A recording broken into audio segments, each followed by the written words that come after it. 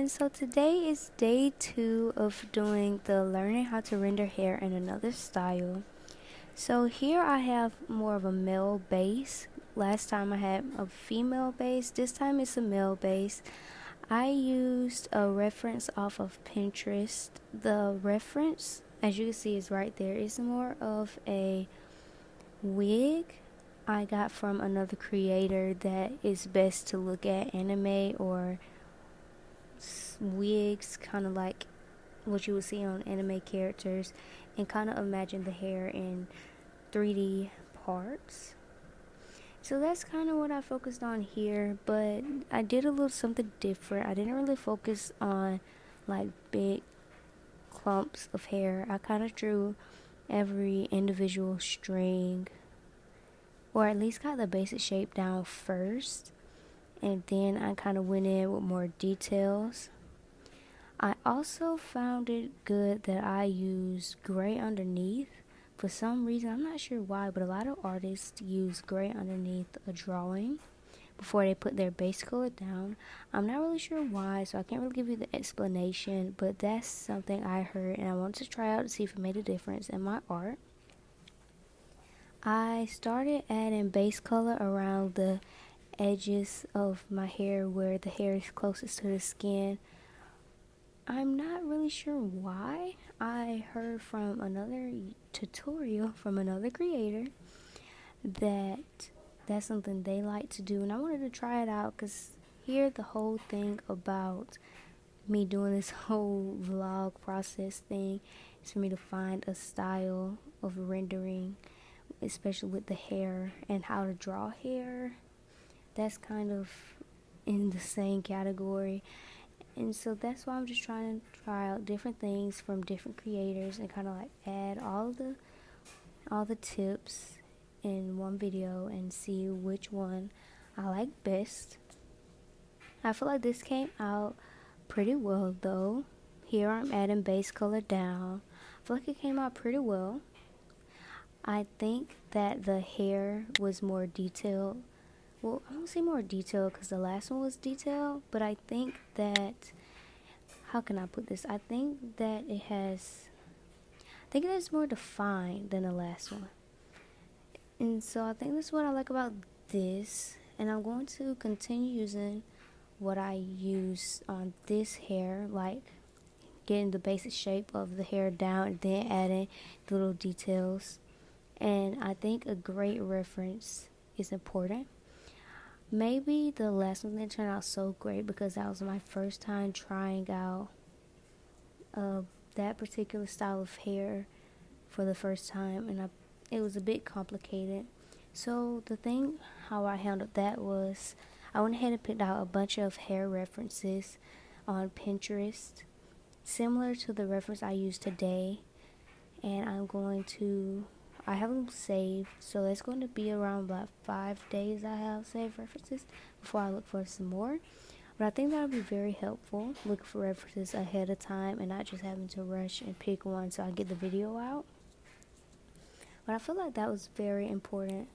Here I'm kind of blocking in shadow, getting some of the highlights where I think is important.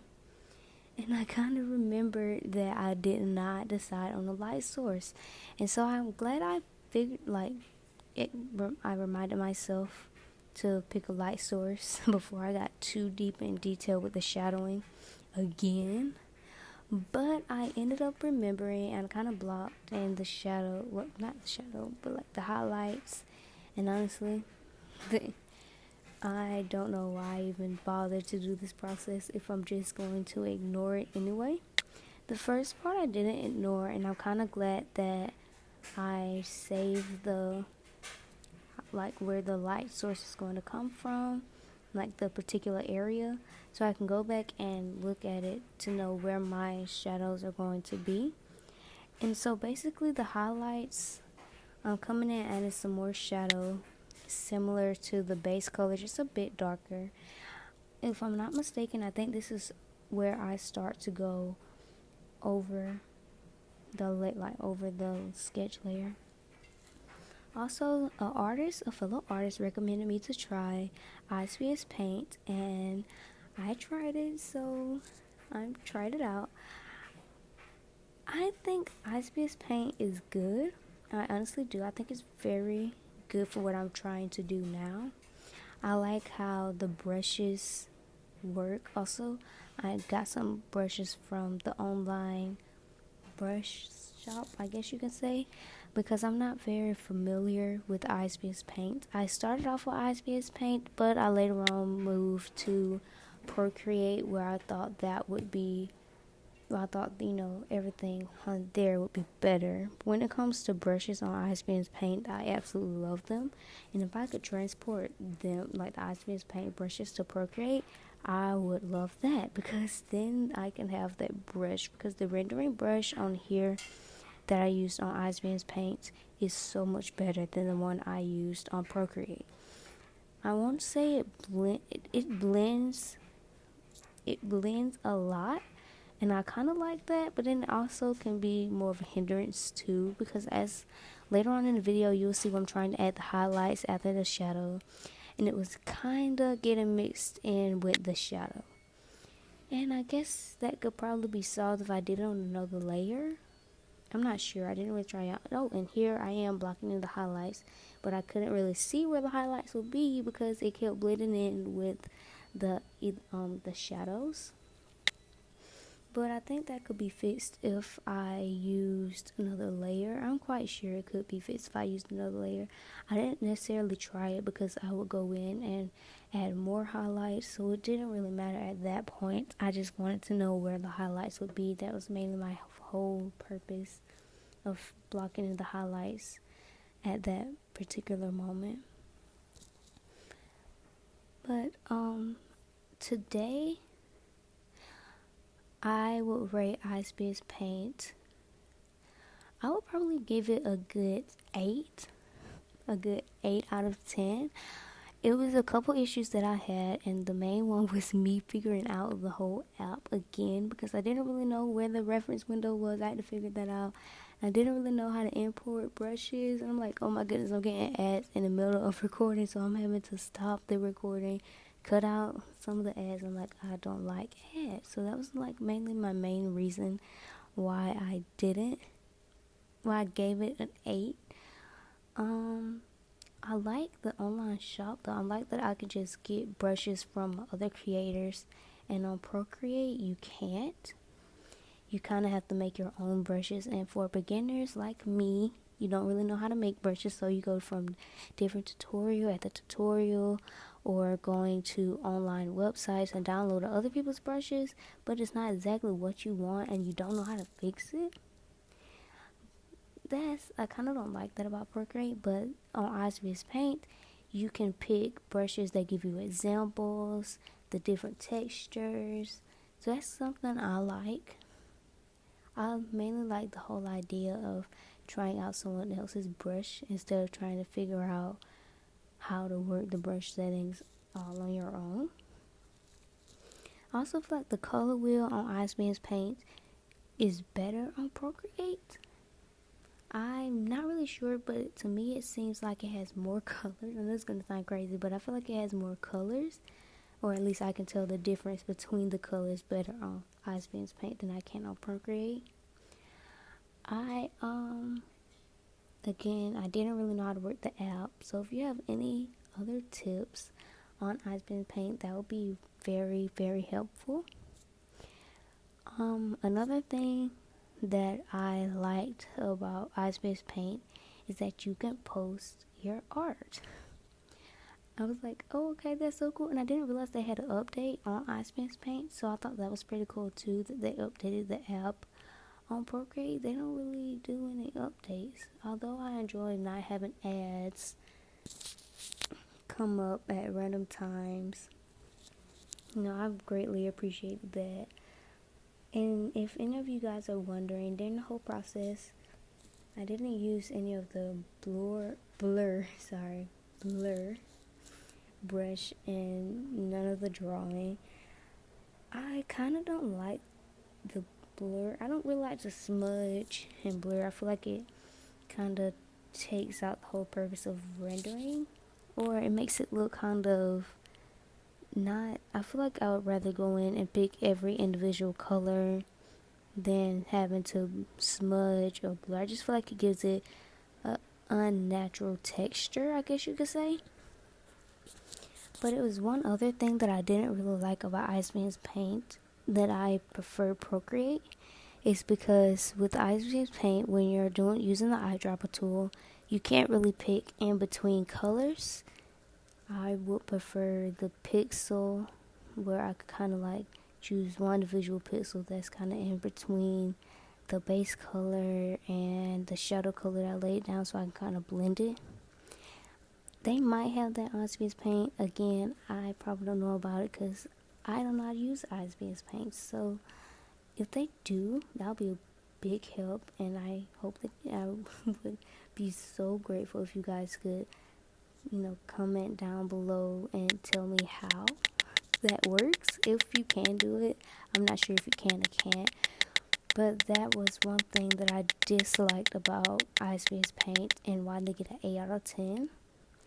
But besides all of that, I think I like Ice Beams paint, and I'm going to try out Clip Studio next to see how I like their app.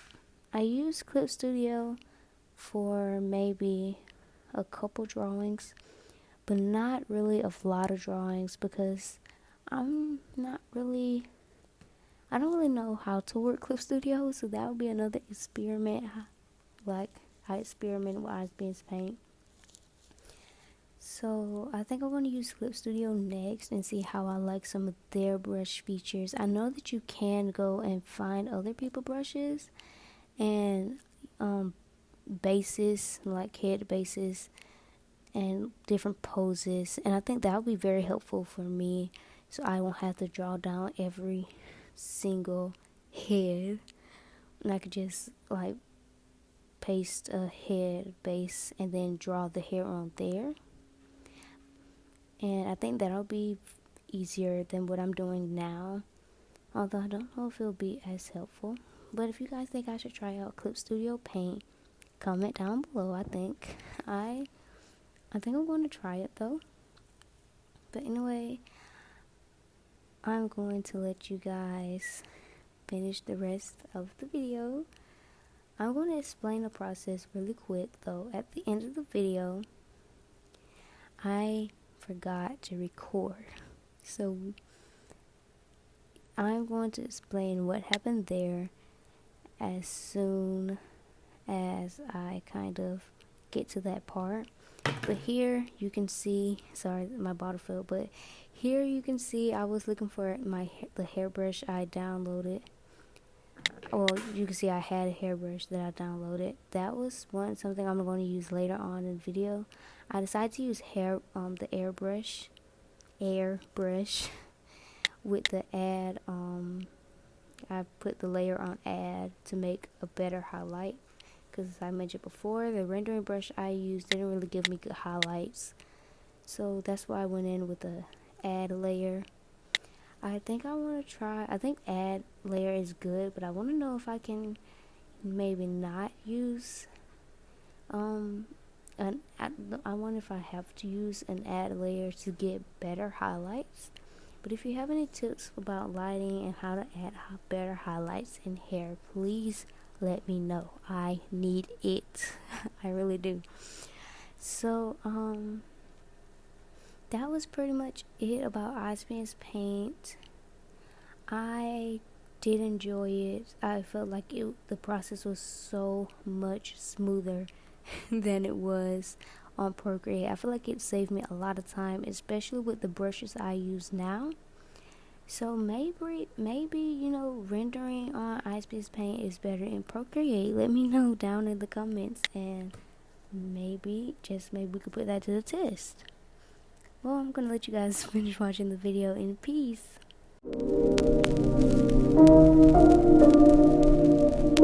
So here's a little something that I wanted to add. This was the hairbrush I used. I don't know if you can see it, but that was the hairbrush I used, and I had to go in and change the color. I got it from the online shop, as I said. I got I got all of the brushes I used in today's video I got it from the online shop. So if you want to go check out their brushes, go ahead. I think it worked amazing. I love that I was able to use the hairbrush to maybe do kind of a darker outline, and I thought it brought the whole drawing together. So I'm gonna try to not link, but like type the brush's name that I used in my description below, so you guys can check them out. I thought it was very cool. Yeah, so that was pretty much it with this brush. So I'm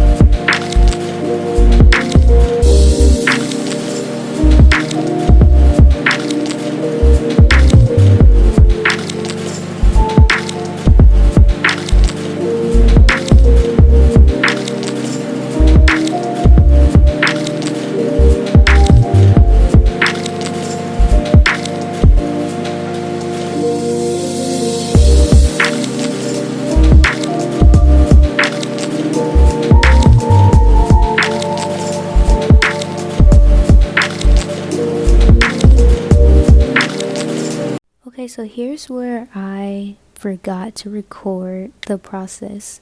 So here I'm going to explain kind of what I did. So first I took an airbrush and picked the background with an add layer, and I made reflective light so it was red. And then I took the base skin color on a separate layer, and I went over the edges with the hair, like the hairs closest to the skin. I just airbrushed the skin color a little bit over that, and that's pretty much it.